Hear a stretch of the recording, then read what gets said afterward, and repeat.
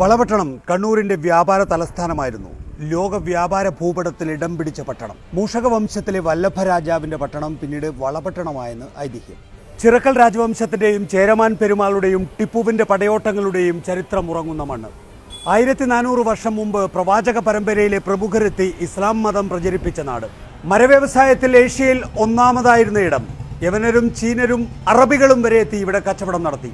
മരവും മലഞ്ചരക്കും സുഗന്ധവ്യഞ്ജനങ്ങളും ഉരുവിൽ കയറ്റി കടലുകടത്തിയിരുന്ന വ്യാപാര കേന്ദ്രത്തിന്റെ ചില ശേഷിപ്പുകളാണ് ഇന്ന് ബാക്കി.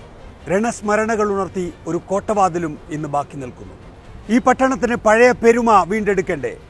പൈതൃകമുറങ്ങുന്ന വളപട്ടണത്തിന് സംരക്ഷണം വേണം. കക്കുളങ്ങര പള്ളിയും കുന്നത്തുപള്ളിയും കളരിവാതുക്കൽ ക്ഷേത്രവും കോട്ടവാതിലും പോർച്ചുഗീസുകാർ നിർമ്മിച്ച പാണ്ഡികശാലയും പഴയ വളപട്ടണവും എല്ലാം സംരക്ഷിക്കപ്പെടണം. അതിന് മുസിരിസ് പട്ടണം പോലെ ഒരു പൈതൃക പദ്ധതിയാണ് നമുക്ക് ആവശ്യം. പൈതൃകം സംരക്ഷിക്കുമ്പോൾ തന്നെ വ്യാപാരത്തിന്റെ ഗരിമയും തിരിച്ചു പിടിക്കണം. പ്രത്യേക വ്യാപാര മേളകൾ സംഘടിപ്പിക്കപ്പെടണം.